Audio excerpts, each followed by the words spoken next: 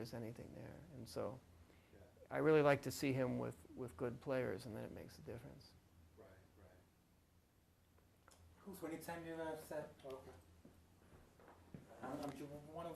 Could I get a glass? Yeah, I really would. This is hot in here. Yeah, the light's gonna be the torch, and yeah, if that opens. It's kind of technical, ain't it? Drink water, but How does this work? There we go. 20 power bar? I'm fine, thanks. I don't know where you guys are coming from, but traffic was a bitch. I'm just glad not to be in traffic. Really bad.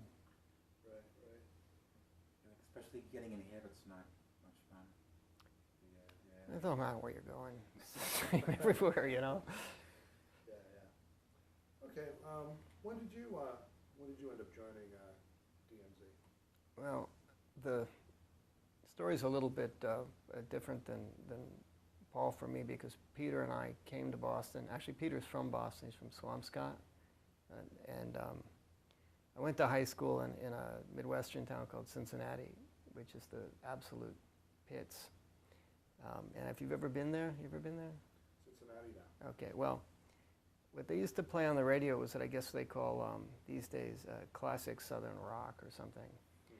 But what we used to listen to was the Stooges and the MC5 from Cleveland and Northern Ohio. And it wasn't a good fit. And so Peter moved out from Swampscott, and he was kind of a very attractive person because he liked the same type of music, and he played guitar.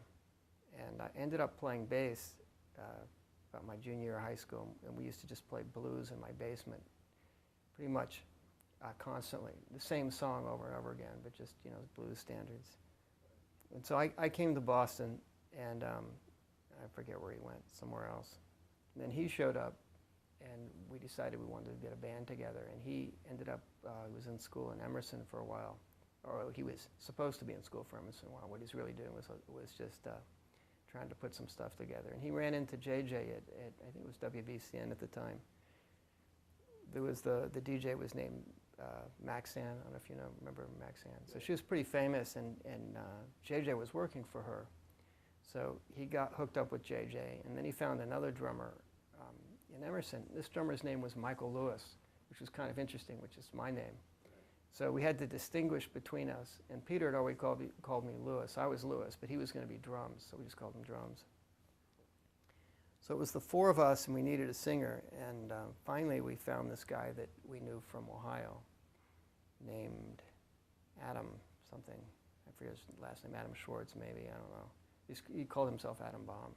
And he was really into the New York Dolls, which were just starting to crest at that time. This is the mid to late 70s. So Adam joined, and we used to practice.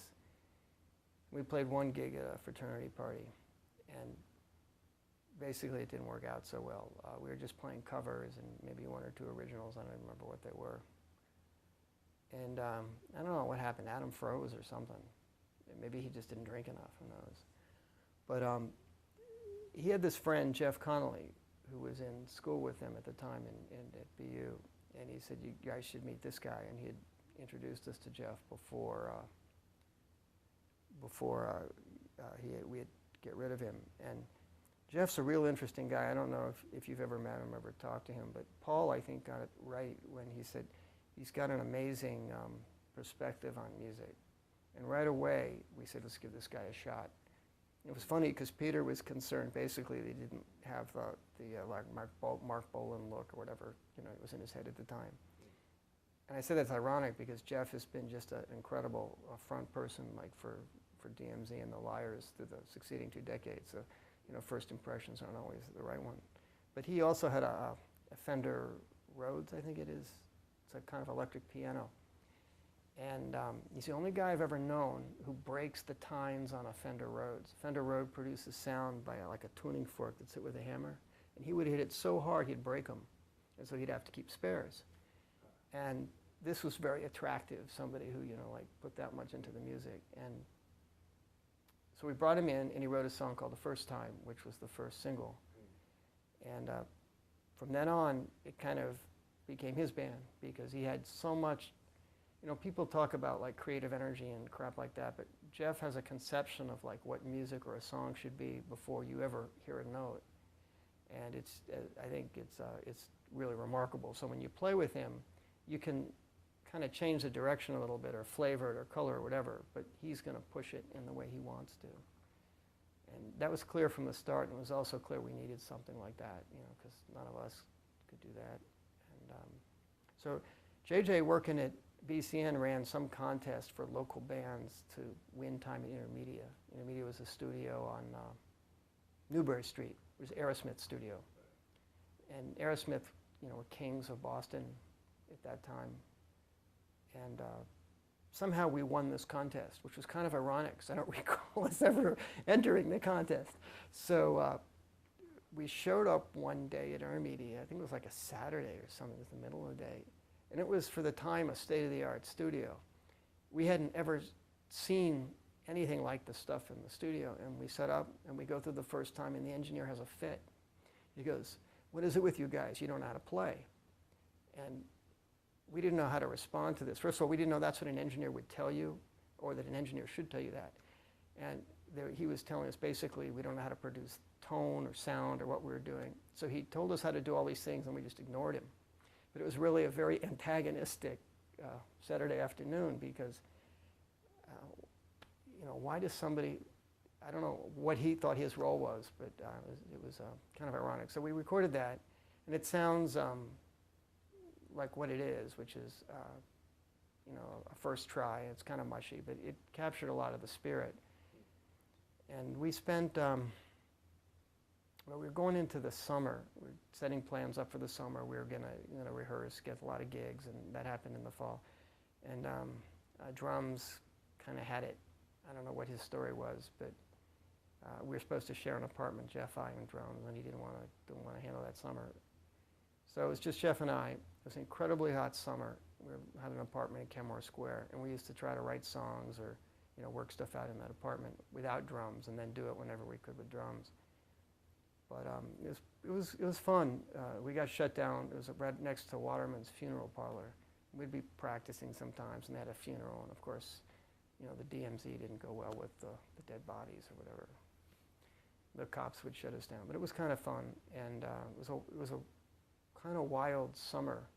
A lot of things that are probably best not talked about on camera. But What year was this? that was '76.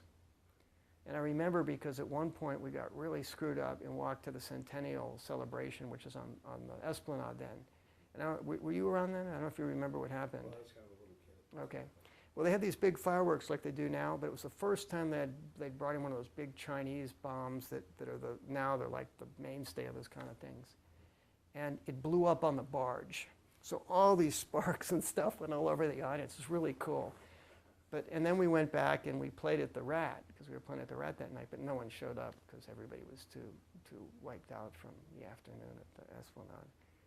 But that's where I remember it was '76. But all sorts of crazy stuff went on that summer. And it wasn't clear to me exactly why, but Boston was a very different place in 1976 than it was even 4 years later. I don't know if you guys ever saw the movie The Friends of Eddie Coyle. Okay, that's what Boston was like in the mid to late '70s. It was a dump. You could live anywhere. Only 1/4 of Beacon Hill was nice. The rest was just totally pitted out. The common part of Comm Ave, that was nice, okay? But everywhere else, you could live for really cheap, and the kids ruled the city. Maybe it had to do with the drinking age, I don't know, but it was just a very, very different place. And it is in that context that, you know, DMZ started rolling, and we played throughout the summer. We played some shows in New York. That was the summer that the Ramones and Talking Head first played at the club in Cambridge.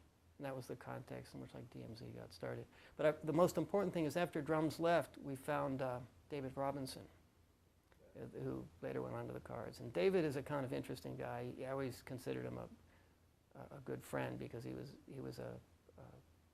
pretty supportive of the rest of us who were basically screw-ups, and he was much more together. He had a nice apartment and stuff like that. He'd come off from the Modern Lovers, and it wasn't working out with Jonathan. And I don't know what the story was, but they just put out the second album, the first one. The first one was out, and there was some problem with the second one or something. And so he wanted a gig, and he said he joined us because he had never heard a band so pathetic. That's the way he told us.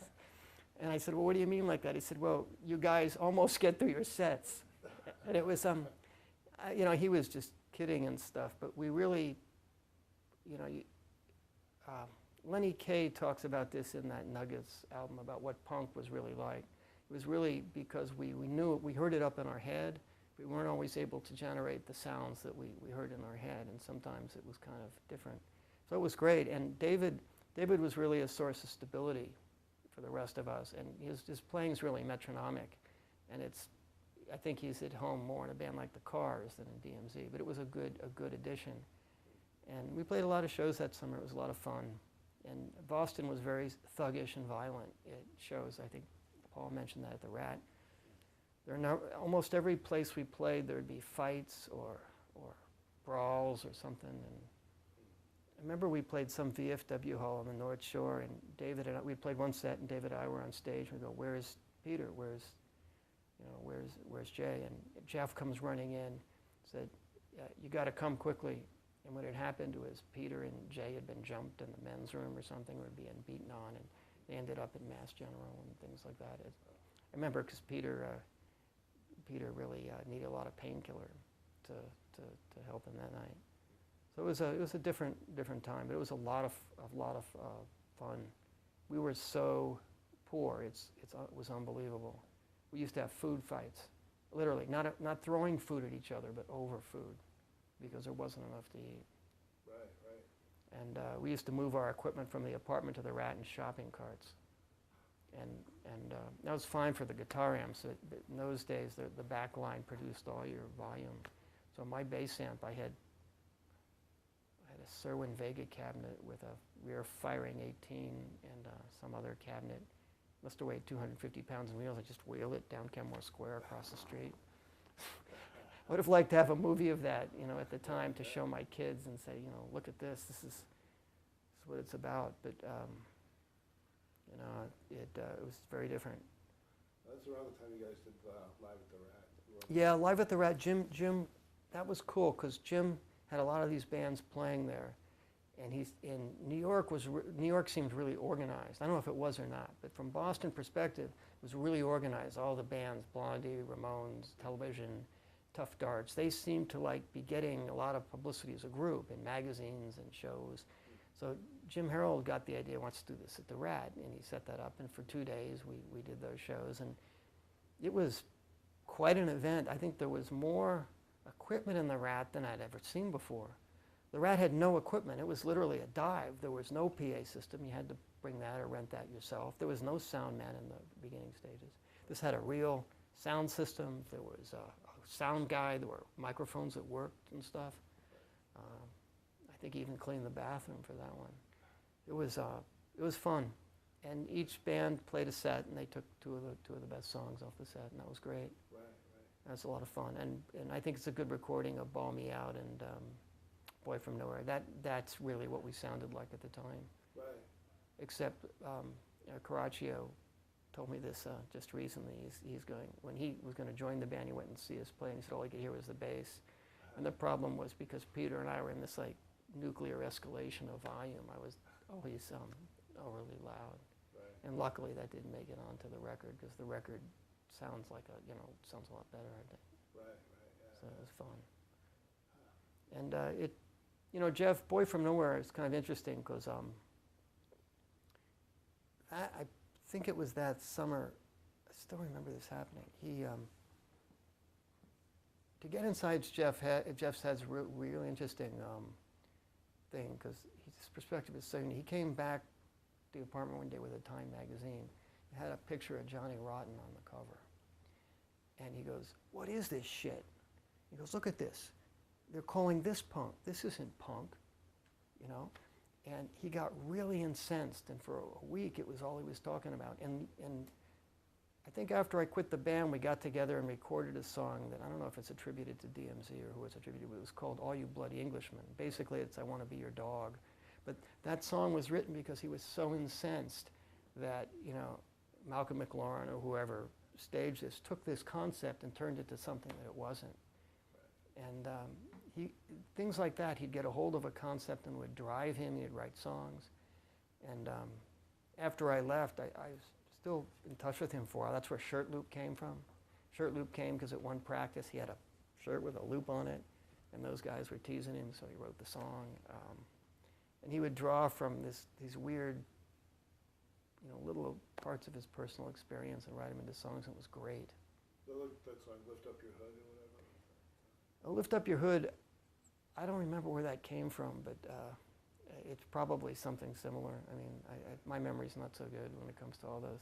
I can tell you on the Liars, the AHS 1005, at least one of those songs, I know exactly where it came from.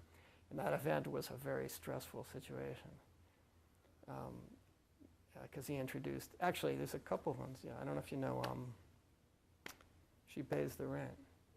Yeah, so She Pays the Rent's about a woman that or a girl he was, you know, that Kathy Duff, who you can read about, but he introduced that song at a Paradise show. She's in the audience. I mean, how'd you, you know, this guy, you know, it's like you're dirty laundry in front of everybody. And she got really mad and left, but it turned out to be a really good song. And I think afterwards she, you know, she felt a lot better about the fact that she was at least able to inspire, you know, that kind of emotion. But he was always doing that stuff, and always doing it in ways that you wouldn't know until it came out in the song. And it just happened to me recently. I don't talk to him or write to him very frequently, but we had an exchange about something totally unrelated. And then one of these sound insights came from out of nowhere. And I was just like smiling. He said, only he's going to do that.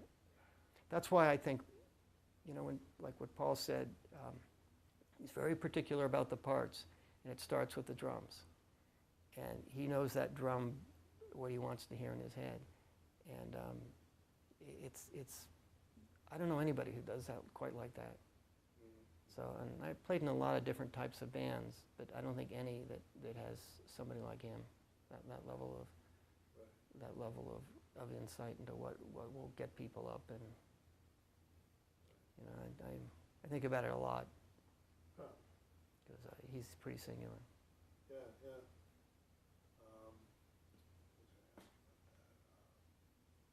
So had he been in any bands before that, or was that his first band? No, well, I don't know if how much up front he has about this. It was difficult to get some of this background because one time we hitchhiked down to, it's like unbelievable dating, you know, we hitchhiked down to Darien, Connecticut to pick up some equipment. You know, it's like a concept that, you know, would you really even think about how that's going to work out? But we did, and we arranged for somebody to meet us in Darien at his folks' house, and we got some of his equipment to bring it back to Boston. And he played me some tapes while we were down there. So he was in bands in high school. I don't know what type of bands or what they were. The music he played was kind of like school jazz bandy stuff. But the funny thing about it was there was the band, and there was what he was playing with, this Fender Rhodes. And it's like, it's really wild stuff. I mean, I don't think he's changed. It really didn't go with, you know, that kind of music. So I think he's born that way. I think it's, you know, it's who he is. And he needed a rock and roll band for that, as the way to communicate that way, I think. Right. Now, so you were already in the band when he joined? Yeah. Was it true that he was just like came to a practice or something where you had the other singer? And Yeah, Adam introduced us to him because Jeff knew a lot about music and Adam didn't. And Jeff had some ideas about things. You know, he wanted to play in a band, obviously. So just listening to him talk, we're going, wow, this guy knows stuff that we'd never thought of before. And so it was funny, as I said before, the big obstacle was he didn't look like what Peter and Jay thought the front man should look like at the time. But it only took one try before we realized this guy can really can do it. And as I said, ironically, you know, he's been the driving force in that ever since. Right. Even first time, I mean, you know, we had written originals, I guess, but you know, they'd never sounded anything like that. That was different. You know, it had a sound of its own. You could get behind the energy, and it was great. What did you think, like, Peter and Jay, I mean, what they kind of brought to the whole thing? Yeah, well, Peter's the mastermind of all of things. One of the problems Jeff has without Peter is that Peter's a good musician, of course. You gotta have that around Jeff, and he has his own style, and he brings his own. He manages to tone it down when he's around Jeff because he wants to play the lighter stuff. But Peter's also a mastermind of like organizational type stuff, and he's really good at it. So he could get gigs. He could make sure that the gigs, if they offered you money, you'd get money. He could arrange for stuff to happen. So whenever Peter has been connected with Jeff, it's been a huge attraction for me because then I know we're going to be able to not starve. We're going to be able to get stuff done. And Jeff on his own, he needs someone else to help do that. He can do it, but you know, Peter brings that on top of his creativity and guitar playing, and it's just like it's great. You know, that's why I rejoined the Lawyers when Peter came back. I mean, that was an opportunity I wasn't going to pass up for anything. Right. And we had fun. It was that second stint in the Liars. It was a very different band than Ricky Carmel, Caraccio, and Paul Murphy band. They pretty much defined the Liars in my head, but for a while we had something that was a little, poppier is not the right word. It's just less constrained sounding, a little more guitar, a little more over the edge in terms of tempos and stuff like that. And I don't think I've ever had that much fun playing. I played in a lot of other bands, and that was just so much fun. Right. It was not controlled, I have to say. There were so many times when it was totally out of control. What I mean was you'd start with a set list and you get going. One day I was over at Jeff's apartment and he's watching Lawrence Welk. And he's going, man, this is so fucking tight. And I'm going, what are you talking about? And he says, watch this. And so I'm watching this show. And what he was referring to, he wasn't paying attention to the music. He was paying attention to the transitions and how slick everything fit together. So he said, we're going to just play all these songs back to back. And we are not going to stop. And he had all this stuff worked out. And that was great. So then you get everybody on stage, you have some beer and whatever, and you get going. And all of a sudden, you know, the Liars songs tend to be 3-chord songs in more or less similar keys. So he calls out a song, you can't hear it. And there's many recordings where we're playing different songs as we go in. And there's one was at the Underground, I think it was, where Howie, the drummer, was playing the wrong song. And you can hear say, Howie, play this one, or something like that. I forget. It's like James Brown finding people or something. It was funny. But that was part of the energy. And it was like you gather everybody together and hope to head in the same direction. And he's just like leading the charge. Right. So it was, as I said, I don't think I've ever had that much fun in a band as that. And there were only 4 of us, so you couldn't hide. You couldn't, you had to really pull your own weight in that. Right. And it's not like he's going to make it easy. As Paul said, if you could play the part, he'd give you something harder to play. That was in his head. I mean, so did he end up rubbing people the wrong way as far as that kind of stuff? Like, Well, it's not easy, okay? When someone's got a strong idea of what they want, and, well, first of all, if you think your role is to contribute what you want to it, then maybe that's not the best arrangement. But if you want to participate in something that we have a strong direction, and your idea is to try to make that work, then that's a good thing. It can get tough because he's really demanding, and he's just a person, so everybody has their pluses and their minuses, and I think he gets a bad rap way too often because I don't know anybody who can touch some of the stuff he writes and does, and when he's on, he's the best. But it's really, really hard, is all I can say. And all the other bands I've played with, it's like, don't you want me to play a little better? It's like, it's different. It's different, and that's the good part. I really think that's the good part. Right. who wants to play? It's so much more fun to play for somebody who actually cares. And then, I think he gets off on people who have that loyalty and commitment to what he does, because when it all fits together, I think it's pretty good. Right. I still listen to a lot of Lyra's stuff, even though I could hear the songs in my head, because I just like the way he plays and the way the songs are and what they're about. Right. So So I didn't ask. Did I ask you about the bomb stuff yet? the Lyra's bomb stuff. I didn't play on the bomb stuff. I was on only the Ace of Hearts stuff, Oh. and then a couple. We did a demo with, I forget the name of the. Actually, maybe that did get reissued on bomb. Actually, I think you're right. We recorded it at this studio somewhere in the South End. All I remember, it was near that famous flute manufacturer in Boston. I don't know the name, but who knows that they made flutes in Boston. But it was like right across the street in the South End. It was a really cool room. It was totally brick. It had like a natural delay on the snare, so it was really nice. Really nice place. Yeah, we recorded 100 cc's, about 6 or 7 songs. Maybe that's what was on the bomb. Yeah. Right. Yeah, that was fun. That was a one take for most of that stuff. Right. Did you play on the DMZ bomb stuff at all? No, not the DMZ bomb stuff. Okay.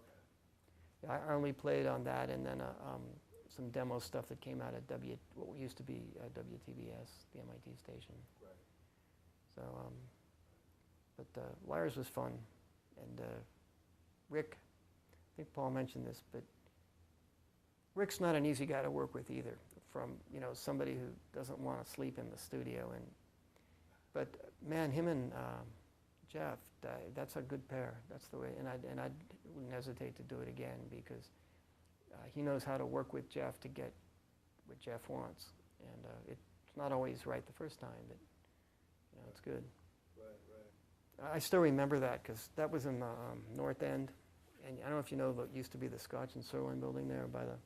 So it was a studio in that building, and I stayed at Peter's house, who lived across from the 24-hour bakery there, which was this weird place. I think it's still there. And I think it was like 3 or 4 days. It was really cold, but the studio was more like a commercial studio. But Rick liked it because the engineer was good and they had good equipment, and they had popcorn. So Rick and Jeff would eat popcorn. It gets all over the board. That's what I remember about the recording session. All this popcorn everywhere and stuff. It was really gross. But the recording was a lot of work, and it was good.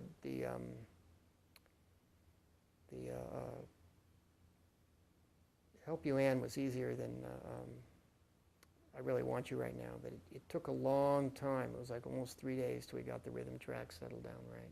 And then we had to go back. We went back many times to do other stuff. But it was exhausting. But Rick, that's what Rick wanted. Rick's records at the time, like the Mission of Burma and the Neighborhoods, all those were like really masterpieces of what the bands were at the time. So Right. it was just good. So was that how you felt also, like Help You In was like really like the turning point for the band? Yeah, it was really clear. Actually, that's why I had to leave. I knew it was going to be the turning point. That record was, first of all, I was really amazed that it came out as well as it did, because when we were practicing it at this place over in Brookline, I remember getting really annoyed by it, because we'd spend like 6 hours on it, going over this. And then when we recorded it, I said, man, that's it. And it was really clear, and things really started to take off. And, I think Jeff deserved a shot at, after what happened with DMZ and Sire, I think really deserved a shot at something. And I wasn't going to be able to stick with him. A life of a professional bass player is not much, unless you write songs or you sing or stuff that I can't do. And I'm not a great bass player. So I left because he needed to get somebody who could go on tour for 2 years and push the record, and he did, and he got Rick, who's like my favorite Lyra's bass player anyway. So I think it was and he got Paul back, which I think was another good combination. Those two are awesome together. Right. So I think it was a good move for him and a good move for the band. And I forget why Peter left, but maybe because I did. Maybe you know, Peter had, as I said, it's tough to take, and Peter has a lot of musical interests of his own, so I'm sure he wanted to do something on his own at some point. Right, right, So we formed Barons. right. What were you gonna say something? Yeah, I forgot, there was a really interesting intermediate part. I don't know if you know the story about, I think Kit Dennis. Do you know that? So Kit used to be a bass player in the Inflictors. I think he's still in Boston, but there was a version of the Liars where it was right, Paul had caught it. It had to do with Alex, Kit, and I think Howie, who came from the Real Kids. And Kit basically got stabbed in the heart when he was he was a taxi cab driver, and he was hospitalized, and that's when Jeff called me. And then Peter came back, and then, you know, we started playing. But it was one of those weird flukes. You know, I don't think I would have played with Jeff ever again if Kit hadn't ended up in the hospital with open heart surgery for several months. Right, right. And when he came back, they tried it, but it didn't really work. So strange things, you know. But Jeff, as I said, yeah, I think they had some good years, and I think they had some good records, and I still think they have good years ahead of them if they could ever get it together to record something again. But Yeah. it's hard. And, you know, think about, I don't know about the later records, but the last record I ever recorded was that actually came out on an LP, was in 88 in New York. And it was in a studio called Super Dupe. I don't know if you ever heard of it. It's a big commercial studio. They did like Pink Floyd videos and like really high-end stuff. And I don't remember why the group was a band called the Shrams, which this guy Dave Schramm was kind of a country guitar player or something. So we get into this place. It was the first digital studio I'd ever seen in my life. And we had the best drum sound on the first take I'd ever heard. I said, this is fantastic. And so the engineer goes, now what do you want for the snare sound? And he starts flipping in samples. And I'm going, what are you doing? He goes, I'm, you know, giving you options for the snare sound or something like that. And I said, that's the one we want. We don't want that. And I'm thinking to myself, uh-oh, things are really getting strange if this is the way you record music now. And I wonder, you know, how are you going to get Jeff? Maybe a studio like this is a good place for somebody like Jeff, but how are you going to get him in an environment where he doesn't have any of that kind of distraction? You know, it's actually pretty challenging because it's hard to get places that have tape players that, you know, can get magnetic tape that works and stuff like that. So anyway, somebody's got to do it because he's got more songs than him, I'm sure. Right. So. Can you talk a little bit more about like Boston back in the 70s and stuff? Well, all right, so it's a good time to think about it because like right now economic conditions are pretty bad. And there's a kind of malaise, is that the word? Yeah, bad feeling everywhere. So Boston in the 70s, well, Nixon had just gotten out of the White House and we had, you know, some, what's the other guy's name? Anyway, Clinton's in, and we have this, not Clinton, Carter. And we have hyperinflation, or whatever they called it, like huge inflation. No one has any money. No one's in Boston. And the drinking age goes down to 18. And it is paradise. It is so much fun. But it is also, you know, thuggish, somewhat dangerous.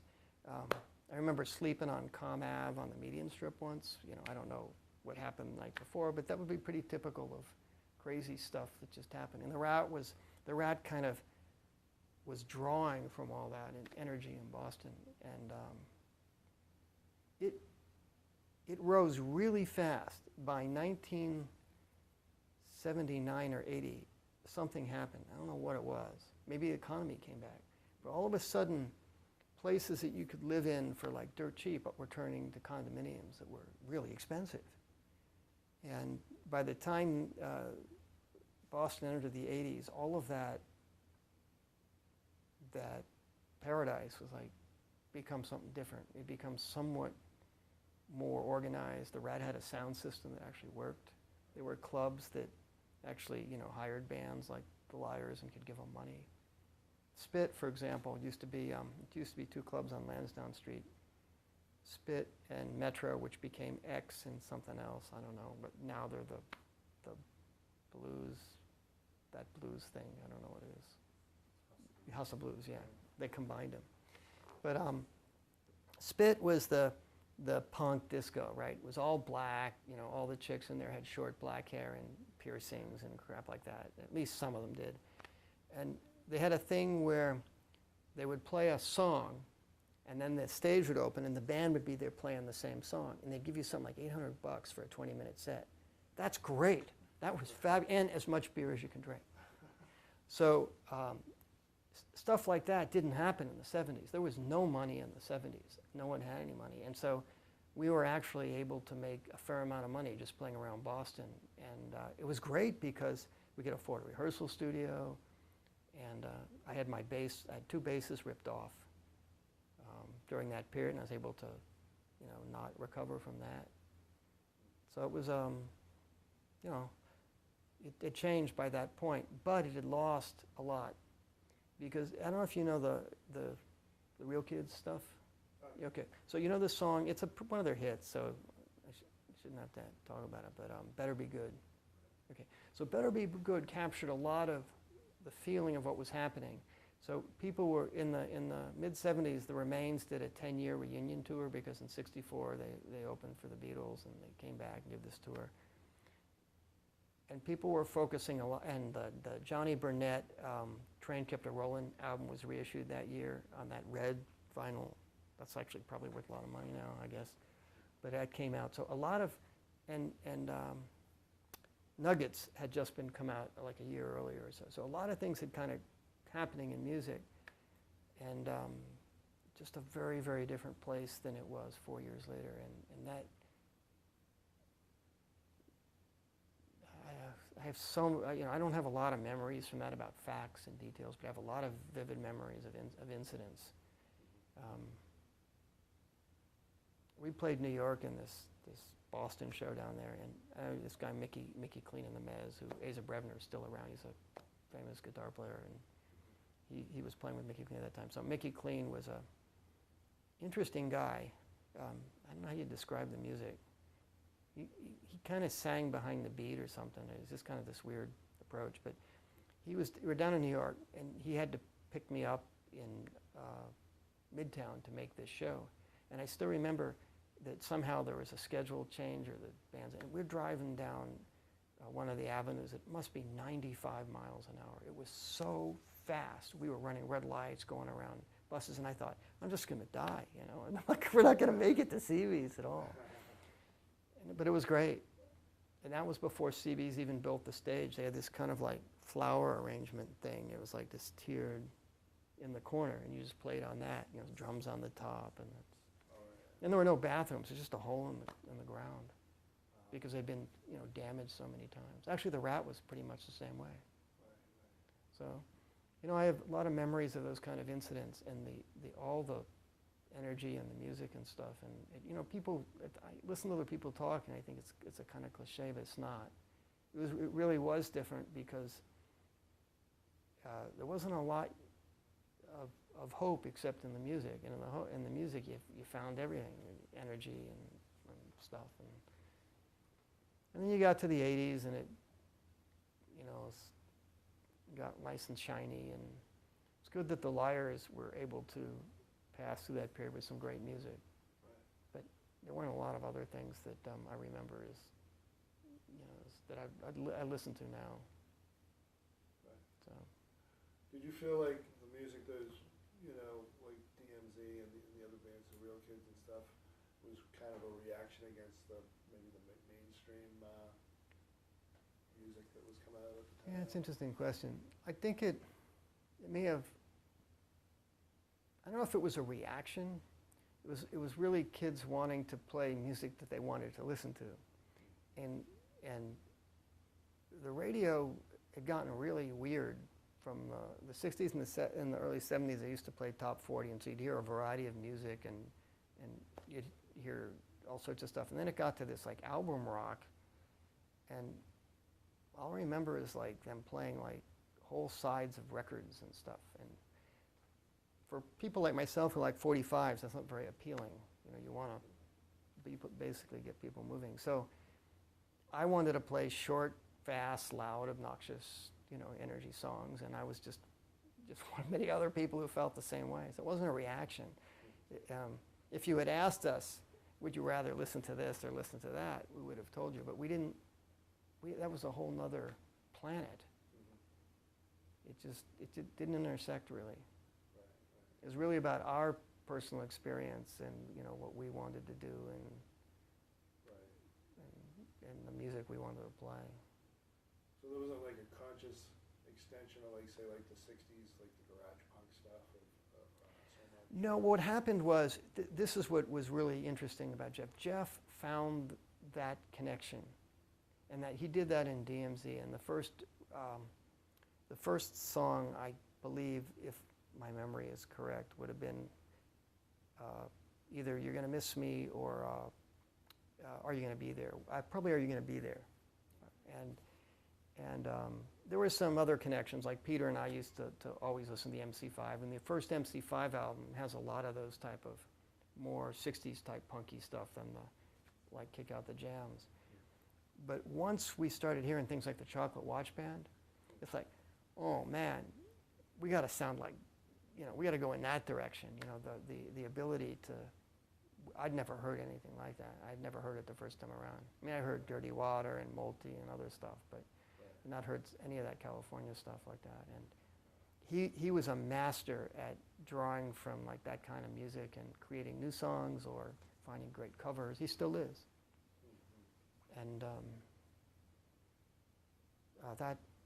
but that fit well with it, because it was a kind of a, you know, people called it first wave Boston punk or sometimes, but it was punk in the same sense that that's punk. It's just a bunch of kids trying to play music the way they hear it, without any preconceptions about what it's really supposed to sound like. And sometimes, you know, it comes out and not quite exactly how you expect.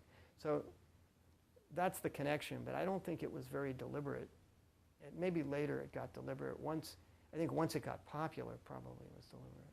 Did you think, like, say, like the stuff from England in particular was more like a kind of a prepackaged thing than what you guys were doing, was more organic? It just kind of... Yeah, I mean, that just came across like, what the you know, it's just like some of the 60s, you know, some of the 60s British bands are pretty good, but many of them were just prepackaged marketing concepts, I think.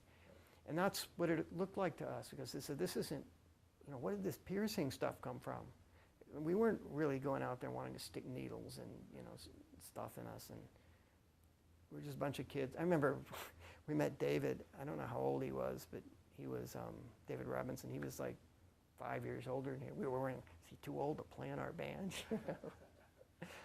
It just didn't.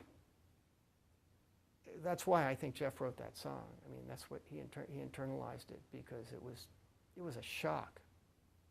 And by the 80s, you know, it had all become all mixed together, and no one really cared. But, you know, where did it come from? And I don't know. I mean, things like a lot of those other, I don't even know the names of the bands. It's just, I didn't pay attention to it. Right. It was just another world. It's ironic, because DMZ opened for the Jam in New York, and other people who later made a name of it. You know, we'd always rather listen to the Ramones or something that we could get a handle on. So it was kind of funny. So in retrospect, you know, sometimes it looked like it was conscious decisions and stuff, but it really didn't happen that way.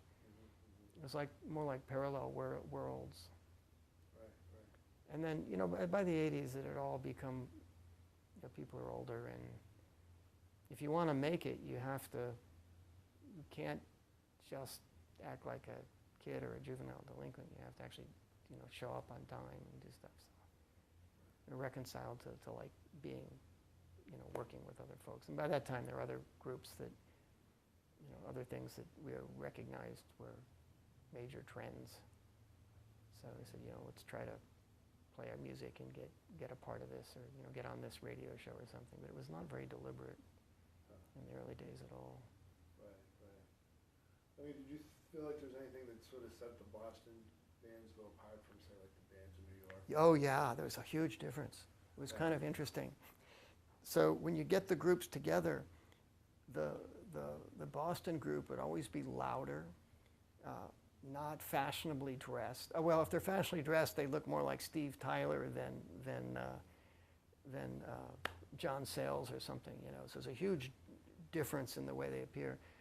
They would drink a lot more and be a lot and the music, even the Ramones were more restrained than the Boston bands were. It was just a much different.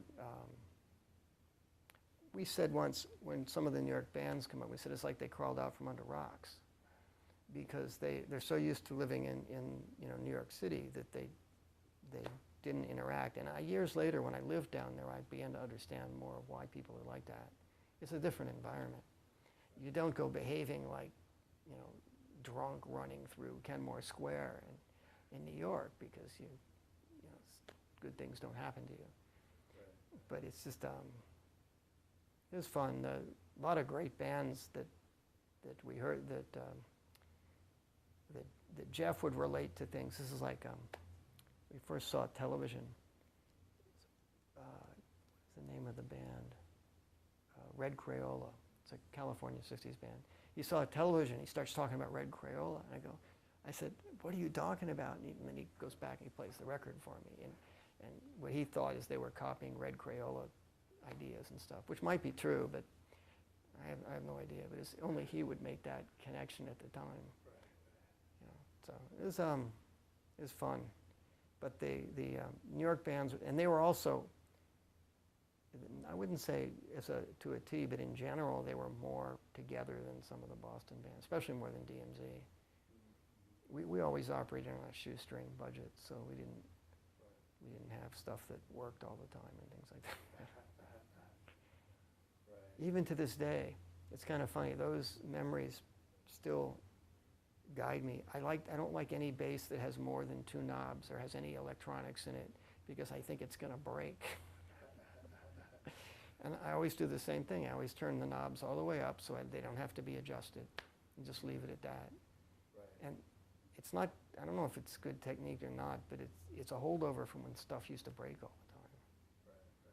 So Yeah. it's fun. Is a different as contrast, and but the New York bands were really ruling things there for a while. It was just, when people think about the late 70s and stuff, that hit first, and then Boston hit later. And then you had things like the band Boston and Cars, which, I would have rather seen Felice up there. Right. Right. He's a great songwriter, and him and Jeff, to me, they define my version of Boston in the 70s. More representative of. Yeah. Yeah. It's but times are always changing, and we need some more of that around here. Right? It's kind of my feeling. Yeah. In many respects, it might not have been a nice place to live. Hell of a better music, and it wouldn't matter what night. Just go see anybody, and there'd always be at least one of 3 bands that would bring a smile to your face. Right.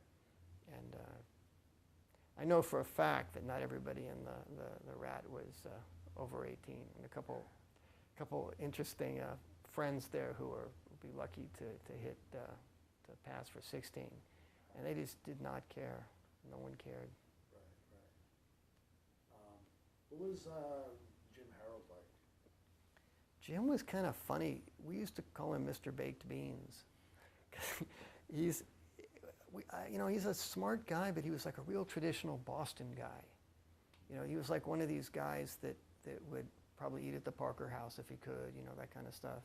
And he looked that way. And here he is running this crazy rock club, and he had all these, fringe types hanging out with him. And I liked him, but I could never figure out why he was doing this. He was like, aren't you supposed to be, down at the shore or something like that? But it was great. There was a summer. That summer, actually, I did some wiring for the Rat for beer, And I'd worked part-time as an electrician, but I really didn't know what I was doing. So I had to rewire a switch, and he was pretty tolerant. He gave me beer for the weekend, but when he saw the switch, I didn't actually put it in the wall. I just put it on top of the wall and ran conduit there. And the wires, we couldn't figure out, it's for an exhaust fan. We couldn't figure out how the switch was wired because it was some weird, it had too many connectors on it. So, so we started using a battery in our tongue to figure out the conductivity. And when it looked like it was good, we put in, it worked. We said, okay, Jim, we're done. And I don't think he knew what to say because it was pretty bad. And I think he replaced it within the year because talk about not being code. But he was a nice guy, and we wouldn't have been able to drink beer or even eat if it wasn't for Jim Harold. So, Right. But he's got a business to run, and imagine what it was like to run that place. All these crazy people, trying to book bands or do whatever they're going to do there, and then all the wildness in the place itself. Yeah. But he put money into it. He improved it. By the end of near the end, he had a restaurant upstairs. The stage had a sound system, a sound man. Yeah, I mean, it's difficult these days to convince people that would be a luxury, but it was. You just didn't have that kind of stuff. So bands had to bring their own sound system. And those days, power and speakers and stuff were really expensive compared to what they're like now. So. Right. I remember we used to use a Crown stereo amplifier as a PA, and it would blow the damn thing out every show. We just couldn't get enough.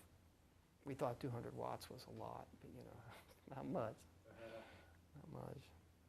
Not when your guitar player's got a 100-watt Marshall through 410s cranked.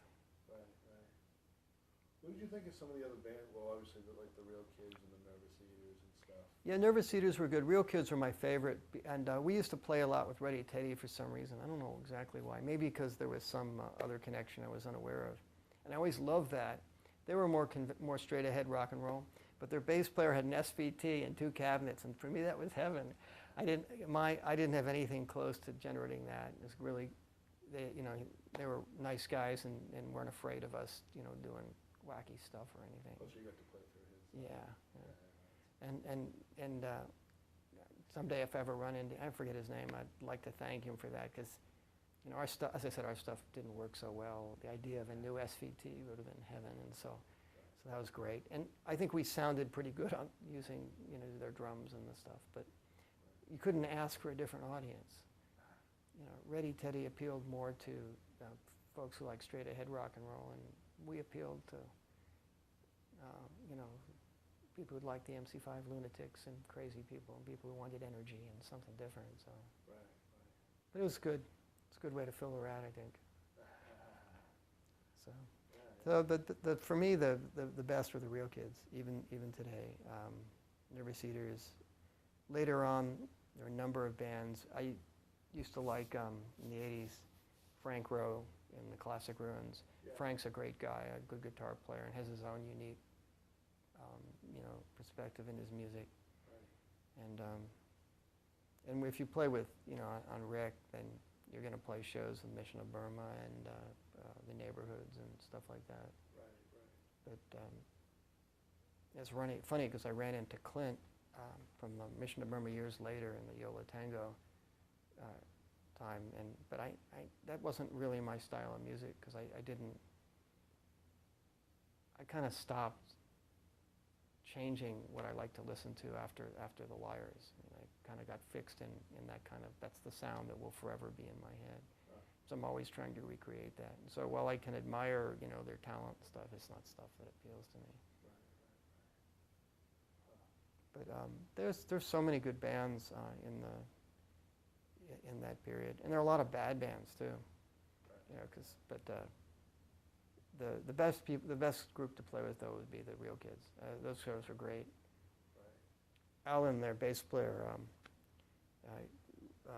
used to drink a lot, and so did I, and so it was a good time for all, basically. The whole, no one. If you have a really polished band and a band that's, working on energy, it doesn't work so well all the time.